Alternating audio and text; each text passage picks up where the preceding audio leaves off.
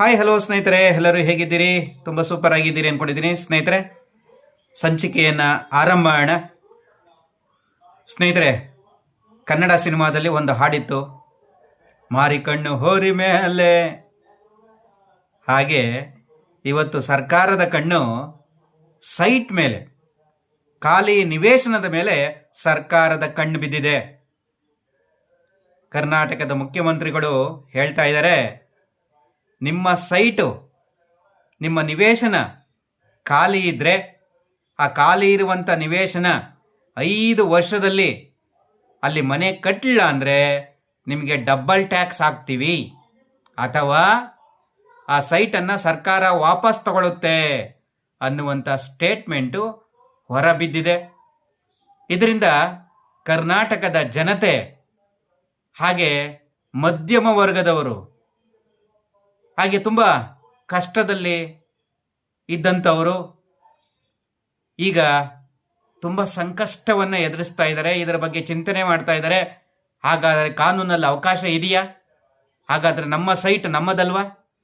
ಎಷ್ಟೋ ಜನ ಹಲವಾರು ವರ್ಷಗಳ ಕಾಲ ಕಷ್ಟಪಟ್ಟು ಸಂಪಾದನೆ ಮಾಡಿದಂತಹ ಒಂದು ಸಣ್ಣ ನಿವೇಶನ, ಒಂದು ಸೈಟು ಸರ್ಕಾರದ ಪಾಲು ಆಗೇ ಬಿಡ್ತದ? ಇದರ ಕಥೆ ಏನು? ಇದರ ರೋಚಕತೆ ಏನು? ಇದರ ಆಳ, ಉದ್ದ, ಅಗಲ, ಕಾನೂನಲ್ಲಿ ಏನೆಲ್ಲ ಅವಕಾಶ ಇದೆ ನೋಡ್ತಾ ಹೋಗೋಣ. ಸ್ನೇಹಿತರೆ, ನೀವೇನಾದ್ರು ಫಸ್ಟ್ ಟೈಮ್ ನಮ್ಮ ವಿಡಿಯೋ ಚಾನಲನ್ನು ನೋಡ್ತಾ ಇದ್ರೆ ಎಲ್ಲರೂ ಸಬ್ಸ್ಕ್ರೈಬ್ ಮಾಡ್ಕೊಳ್ಳಿ, ಲೈಕ್ ಮಾಡಿ, ಕಮೆಂಟ್ ಮಾಡಿ. ಸ್ನೇಹಿತರೆ, ಹಾಗಾದರೆ ಕರ್ನಾಟಕದ ಮುಖ್ಯಮಂತ್ರಿಗಳು ಏನು ಹೇಳಿದ್ದಾರೆ ನೋಡಿ. ನಿಮ್ಮ ಖಾಲಿ ನಿವೇಶನ, ಬೆಂಗಳೂರಿನಲ್ಲಿ ಖಾಲಿ ನಿವೇಶನ ಇದೆ, ಎಲ್ಲೆಲ್ಲಿ ನೋಡಿದ್ರು ಗಲೀಜು, ಕಸ, ಸತ್ತೆ ಎಲ್ಲ ಬೆಳ್ಕೊಂಡು ನಿಂತಿದೆ. ಈ ಒಂದು ಖಾಲಿ ನಿವೇಶನ ತುಂಬ ಗಲೀಜಾಗಿ ಕಾಣಿಸ್ತಾ ಇದೆ. ನಾವು ಬೆಂಗಳೂರನ್ನ ಕ್ಲೀನ್ ಸಿಟಿ ಮಾಡ್ತಾ ಇದ್ದೀವಿ. ಇಂಥ ಸಂದರ್ಭದಲ್ಲಿ ನೀವು ಖಾಲಿ ನಿವೇಶನ ಬಿಟ್ಕೊಂಡು ಕೂತ್ಕೊಂಡಿದ್ದೆ ಆದರೆ ಅದು ತುಂಬ ಗಲೀಜಾಗುತ್ತೆ. ಹಾಗೆ ಅದನ್ನ ಕ್ಲೀನ್ ಮಾಡಲಿಲ್ಲ ಅಂದರೆ ನಾವೇ ಸರ್ಕಾರದಿಂದ ಕ್ಲೀನ್ ಮಾಡ್ತೀವಿ. ಕ್ಲೀನ್ ಮಾಡಿದ್ಮೇಲೆ ಅದಕ್ಕೆ ಎಷ್ಟು ಹಣ ಬರುತ್ತೋ ಅದನ್ನು ನೀವು ಕಂದಾಯ ರೂಪದಲ್ಲಿ ಕಟ್ಟಬೇಕು, ಟ್ಯಾಕ್ಸ್ ರೂಪದಲ್ಲಿ ಕಟ್ಟಬೇಕು ಅಂತ ಸರ್ಕಾರ ಹೇಳಿದೆ. ಅದರ ಜೊತೆಗೆ ಇನ್ನೊಂದು ಸ್ಫೋಟಕವಾದ ಮಾಹಿತಿ ಬರ್ತಾ ಇದೆ. ನೀವು 5 ವರ್ಷದಲ್ಲಿ ಬೆಂಗಳೂರಿನಲ್ಲಿ ಏನು ಖಾಲಿ ನಿವೇಶನ ಇದೆ ನಿಮ್ಮದು, ಅದನ್ನು 5 ವರ್ಷದೊಳಗೆ ಮನೆ ಕಟ್ಟಬೇಕು. ಮನೆ ಕಟ್ಟಲಿಲ್ಲ ಅಂದರೆ ಅದು ಸರ್ಕಾರ ವಶಪಡಿಸಿಕೊಳ್ಳುತ್ತೆ ಎನ್ನುವಂತಹ ಒಂದು ಮಾಹಿತಿ ಬರ್ತಾ ಇದೆ. ಇದರಿಂದ ಜನಸಾಮಾನ್ಯರಿಗೆ ನುಂಗಲಾರದ ತುತ್ತಾಗ್ಬಿಟ್ಟಿದೆ. ಈಗ ತುಂಬ ಬೇಸರವನ್ನು ವ್ಯಕ್ತಪಡಿಸ್ತಾ ಇದ್ದಾರೆ. ಹಾಗಾದರೆ ಈ ಸರ್ಕಾರ ನಮ್ಮ ಸೈಟನ್ನು ವಾಪಸ್ ತಗೊಂಡೇ ಬಿಡ್ತದ? ಏನಿದರ ಕತೆ ನೋಡ್ತಾ ಹೋಗೋಣ. ಸ್ನೇಹಿತರೆ, ಮೊದಲಿಗೆ ಬೆಂಗಳೂರು ನಗರ ಸಿಟಿ ಇವತ್ತು ಬೆಳೀತಾ ಇದೆ, ಮುಂದುವರಿತಾ ಇದೆ.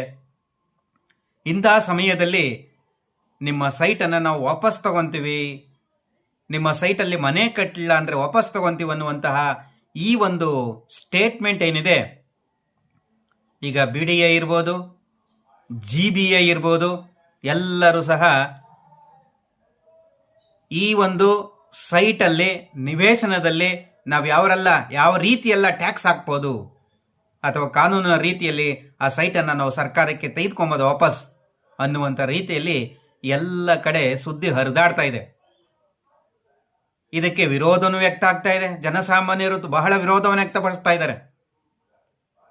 ಈ ಒಂದು ಸ್ಟೇಟ್ಮೆಂಟು BDA ಸೈಟು, ಹಾಗೆ BMRD. ಮೊದಲಿಗೆ ಕಾನೂನಿನ ತಜ್ಞರು ಏನು ಹೇಳ್ತಾ ಇದ್ದಾರೆ ಇದರ ಬಗ್ಗೆ? ಈ ರೀತಿ ಏನಾದರೂ ಇತಿಹಾಸ ಇದೆಯಾ? BDA ಸೈಟು, KHB ಸೈಟು,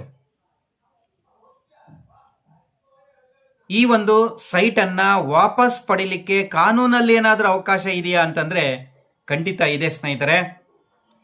ಸರ್ಕಾರದಿಂದ ನೀಡಿರುವಂತಹ, ಸರ್ಕಾರದಿಂದ ಹಂಚಿಕೆಯಾಗಿರುವಂತಹ ಈ ಒಂದು ನಿವೇಶನಗಳನ್ನು ವಾಪಸ್ ಪಡಿಬೋದು.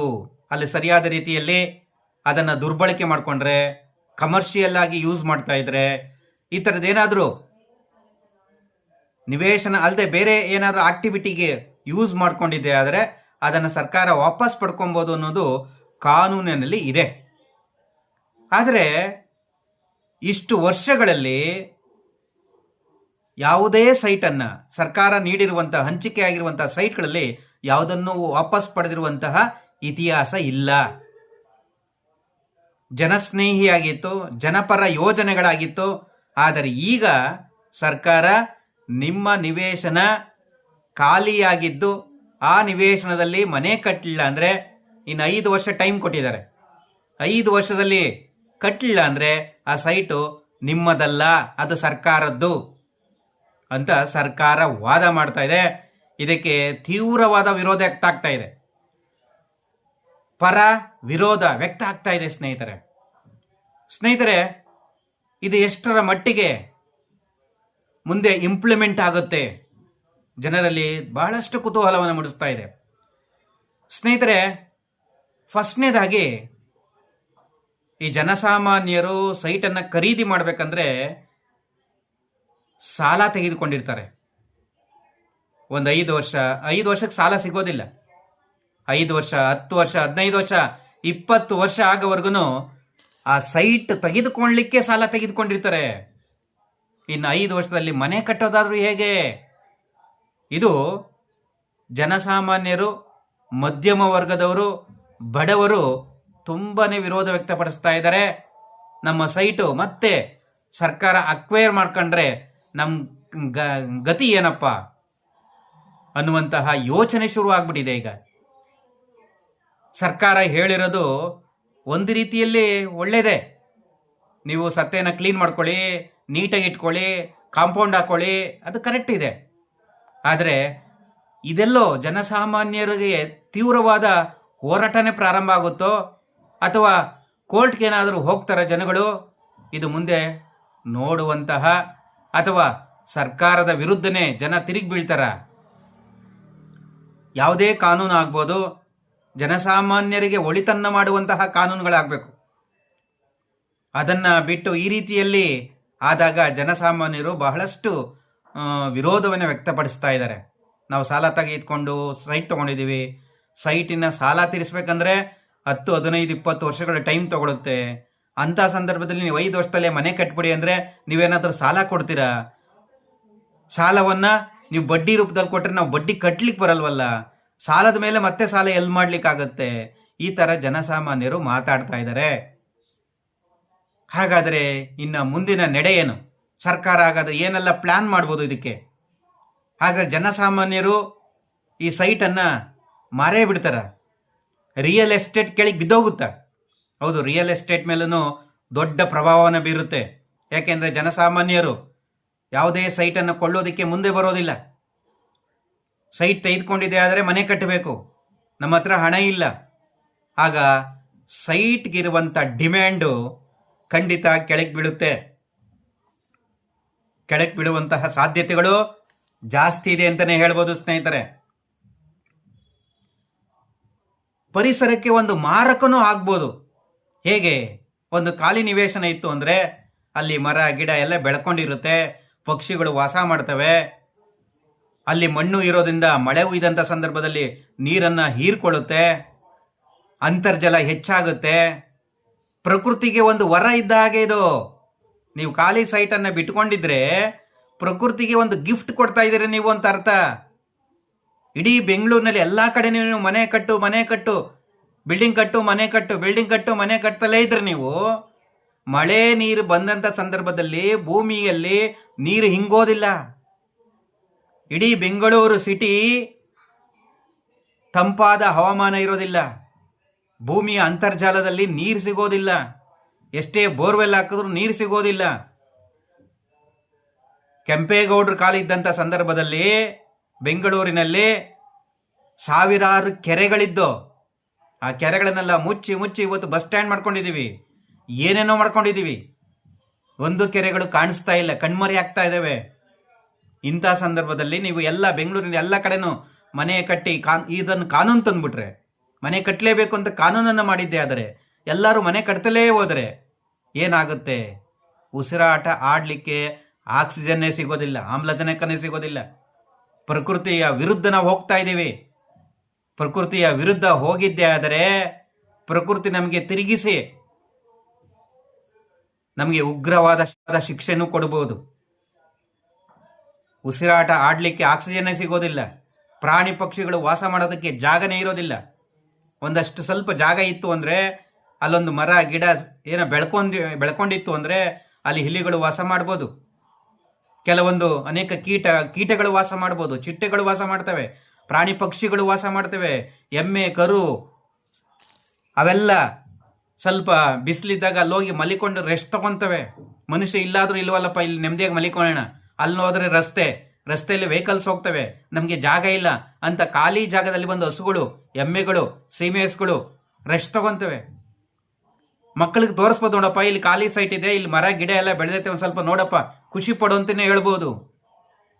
ಈ ರೀತಿ ನೀವೆಲ್ಲ ಕಡೆ ಮನೆ ಕಟ್ಟು ಕಾನೂನು ಮಾಡಿದೀವಿ, ನಿನ್ಗೆ ಇಲ್ಲ ಅಂದ್ರೆ ಸೈಟು ಸರ್ಕಾರಕ್ಕೆ ಹೋಗ್ಬಿಡ್ತದೆ ಅಂತಂದಾಗ ಎಲ್ಲರೂ ಇದೇ ತರ ಆದರೆ ಪರಿಸರಕ್ಕೆ ಮಾರಕ ಆಗ್ಬೋದು. ಇದ್ರ ಕಡೆನೂ ನಾವು ಗಮನ ಕೊಡಬೇಕಾಗತ್ತೆ.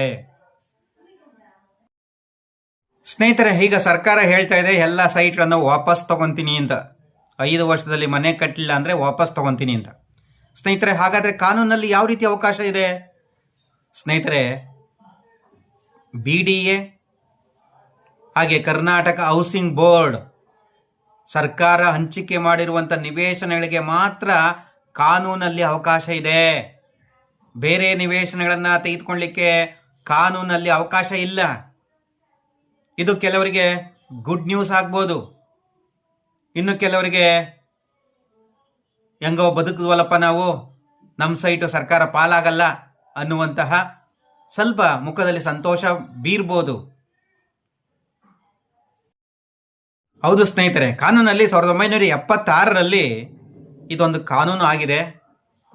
BDA ಮತ್ತು KHB ಕರ್ನಾಟಕ ಹೌಸಿಂಗ್ ಬೋರ್ಡ್ ಈ ಒಂದು ನಿವೇಶನಗಳು ಸರ್ಕಾರದಿಂದ ಹಂಚಿಕೆಯಾಗಿರುತ್ತೆ. ಅಂತಹ ಸೈಟ್ಗಳ ಮೇಲೆ ಸರ್ಕಾರದ ಅಸ್ತಿತ್ವ ಇರುತ್ತೆ. ಲೀಗಲ್ ಆಗಿ ಮನೆಯನ್ನು ಕಟ್ಟದೇನೆ ಕಮರ್ಷಿಯಲ್ ಆಗಿ ಯೂಸ್ ಮಾಡ್ಕೊತಾ ಇದ್ರೆ ಆ ಥರ ಸಂದರ್ಭದಲ್ಲಿ ಸರ್ಕಾರ ವಾಪಸ್ ಪಡೆಯಬಹುದು ಅನ್ನುವಂಥ ನಿಯಮ ಇದೆ. ಈ ಖಾಸಗಿ ಸೈಟ್ಗಳ ಮೇಲೆ ಏನು ಮಾಡಬಹುದು ಸರ್ಕಾರ? ಅದಕ್ಕೂ ಒಂದು ಕಾನೂನನ್ನು ರೂಪಿಸಿ ಡಬಲ್ ಟ್ಯಾಕ್ಸ್ ಅನ್ನು ಕಟ್ಟಿಸಬಹುದು ಸರ್ಕಾರ. ನೀವು ನಿಮ್ಮ ಸೈಟನ್ನು ನಾವು ವಾಪಸ್ ತಗೊಳಕ್ಕಾಗಲ್ಲ, ಅದಕ್ಕೋಸ್ಕರ ಈ ಒಂದು ಸೈಟ್ಗಳಿಗೆ ನೀವು ಡಬಲ್ ಟ್ಯಾಕ್ಸ್ ಕಟ್ಟಿ ಅಂತ ಡಬಲ್ ಟ್ಯಾಕ್ಸ್ ಅನ್ನು ಕಟ್ಟಿಸ್ಕೊಳ್ಲಿಕ್ಕೆ ಅವಕಾಶ ಇದೆ. ಆದರೆ ಬೆಂಗಳೂರಿನಲ್ಲಿರುವಂಥ ಎಲ್ಲ ಸೈಟ್ಗಳನ್ನು ಸರ್ಕಾರ ವಶಪಡಿಸಿಕೊಳ್ಳೋದಕ್ಕೆ ಸಾಧ್ಯತೆ ಇಲ್ಲ. ಹಾಗಾದರೆ ಬೆಂಗಳೂರಿನಲ್ಲಿ ಎಷ್ಟು ಖಾಲಿ ನಿವೇಶನಗಳಿವೆ? BDA ಮತ್ತು ಕರ್ನಾಟಕ ಹೌಸಿಂಗ್ ಬೋರ್ಡ್ ಇಂದ ಹಂಚಿಕೆಯಾದಂತಹ ಸೈಟ್ಗಳು ಎಷ್ಟು ಖಾಲಿ ಇರ್ಬೋದು? ಈ ಒಂದು BDA ಬಿಡುಗಡೆ ಮಾಡಿರುವಂತಹ ಒಂದು ಸರ್ವೆ ಪ್ರಕಾರ ಬೆಂಗಳೂರಿನಲ್ಲಿ 2 ಲಕ್ಷ ನಿವೇಶನಗಳು ಇನ್ನೂ ಮನೆ ಕಟ್ಟಿಲ್ಲ, ಖಾಲಿ ಇದೆ ಅನ್ನುವಂತಹ ಮಾಹಿತಿ ಹೊರಬರ್ತಾ ಇದೆ. ಸ್ನೇಹಿತರೆ, ಬೆಂಗಳೂರಿನಲ್ಲಿ ಇರುವಂತಹ ಬೇರೆ ಬೇರೆ ಸೈಟ್ಗಳಿಗೆ GBA ಏನು ಮಾಡ್ಬೋದು? GBA 5 ವರ್ಷದವರೆಗೂ ಆ ವ್ಯಕ್ತಿ ಮನೆ ಕಟ್ಟಲಿಲ್ಲ ಅಂದ್ರೆ ಅವರಿಗೆ ಡಬಲ್ ಟ್ಯಾಕ್ಸ್ ಅನ್ನ ಹಾಕ್ಬೋದು. ಅದಕ್ಕೆ ಕಾನೂನಲ್ಲಿ ಅವಕಾಶ ಇದೆ. ಅಥವಾ ಕಾನೂನನ್ನ ತಿದ್ದುಪಡಿ ಮಾಡ್ಕೊಂಡು ಬೇಕಾದ್ರೆ ನೀವು ಮನೆ ಕಟ್ಟಿಲ್ಲ, ಸತ್ತೆ ಬೆಳೆದೈತೆ, ಈ ರೀತಿ ಕಾರಣಗಳನ್ನ ಕೊಟ್ಟು ಡಬಲ್ ಟ್ಯಾಕ್ಸ್ ಅನ್ನ ಕಟ್ಕೊಳ್ಲಿಕ್ಕೆ ಅವಕಾಶ ಇದೆ. ಆದರೆ ನಿವೇಶನವನ್ನು ವಾಪಸ್ ಪಡೀಲಿಕ್ಕೆ ಅವಕಾಶ ಇಲ್ಲ. ಆದರೆ ಸಾರ್ವಜನಿಕರು ಏನ್ ಹೇಳ್ತಾ ಇದ್ದಾರೆ? ಸರ್, ಕಷ್ಟಪಟ್ಟು ಕೂಲಿ ಮಾಡಿ ₹1 ಉಳಿಸಿ ಏನೋ ಸ್ವಲ್ಪ ಹಣವನ್ನು ಉಳಿಸ್ಕೊಂಡು ಹಾಗೆ ಬ್ಯಾಂಕಿನಿಂದನೋ ಮತ್ತೆ ಬೇರೆ ಕಡೆಯಿಂದನೋ ಸಾಲ ತಗೊಂಡು ಒಂದು ನಿವೇಶನ, ಒಂದು ಖಾಲಿ ಸೈಟ್ ತಗೊಂಡಿದ್ರೆ ಈಗ 5 ವರ್ಷದೊಳಗೆ ಕಟ್ಬಿಡಿ ಅಂತಂದ್ರೆ ನಾವು ಎಲ್ಲಿಂದ ದುಡ್ಡು ತರೋಣ? ಹೋಗ್ಲಿ, ಸರ್ಕಾರ ಏನಾದರೂ ದುಡ್ಡು ಕೊಡುತ್ತಾ? ಈ ರೀತಿ ಪ್ರಶ್ನೆಗಳನ್ನ ಸ್ಥಳೀಯರು ಮಾಡ್ತಾ ಇದ್ದಾರೆ. ಹಾಗಾದರೆ ಸರ್ಕಾರ ಇದಕ್ಕೆ ಹಣ ಕೊಡುತ್ತಾ? ಹಾಗಾದರೆ ಇಲ್ಲಿ ಈ ಖಾಲಿ ನಿವೇಶನವನ್ನು ಇಟ್ಕೊಂಡಿರುವಂತಹ ಮಾಲೀಕರು ಈಗ ಸಂಕಷ್ಟದಲ್ಲಿದ್ದಾರೆ. ಸ್ನೇಹಿತರೆ, ಈಗೇನೋ ಸರ್ಕಾರ ಹೇಳ್ತಾ ಇದೆ 5 ವರ್ಷದ ಒಳಗೆ ನೀವು ಖಾಲಿ ನಿವೇಶನ ಏನು ಇಟ್ಕೊಂಡಿದ್ದೀರಾ ಮನೆ ಕಟ್ಟಲಿಲ್ಲ ಅಂದರೆ ಡಬಲ್ ಟ್ಯಾಕ್ಸ್ ಅನ್ನು ಕಟ್ಟಬೇಕಾಗುತ್ತೆ. ಇದೆಲ್ಲ ಆಗಲಿಲ್ಲ ಅಂದರೆ ಸರ್ಕಾರನೇ ಸೈಟ್ ವಾಪಸ್ ಪಡ್ಕೊಳ್ಳುತ್ತೆ ಎನ್ನುವಂತಹ ಈ ಹೇಳಿಕೆಯಿಂದ ಈ ಸೈಟನ್ನು ಹೊಂದಿರುವಂತಹ ಮಾಲೀಕರಿಗೆ ಸಂಕಷ್ಟ, ಟೆನ್ಷನ್ ಶುರುವಾಗ್ಬಿಟ್ಟಿದೆ. ತುಂಬ ಜನ ಮಾತಾಡ್ತಾ ಇದ್ದಾರೆ, ಇದ್ರ ಬಗ್ಗೆನೇ ತುಂಬ ಯೋಚನೆ ಮಾಡಿ ಅನೇಕ ಕಾಯಿಲೆಗಳು ಬರ್ತಾ ಇದ್ದಾವೆ, ಟೆನ್ಷನ್ ಮೇಲೆ ಟೆನ್ಷನ್ ಮಾಡ್ಕೊತಾ ಇದ್ದಾರೆ. ಹಾಗೆ ಸರ್ಕಾರ ಈ ಸಂಕಷ್ಟಕ್ಕೆ ಜನಗಳೆಲ್ಲ ತುಂಬಾನೇ ಒಂದೇ ಮಾತಲ್ಲಿ ಹೇಳ್ಬೇಕಂದ್ರೆ ಸಂಕಷ್ಟ ಶುರು ಆಗ್ಬಿಟ್ಟಿದೆ ಅಂತಾನೆ ಹೇಳ್ಬೋದು. 5 ವರ್ಷ ಅಂತ ಟೈಮ್ ಕೊಟ್ಟಿದ್ದಾರೆ.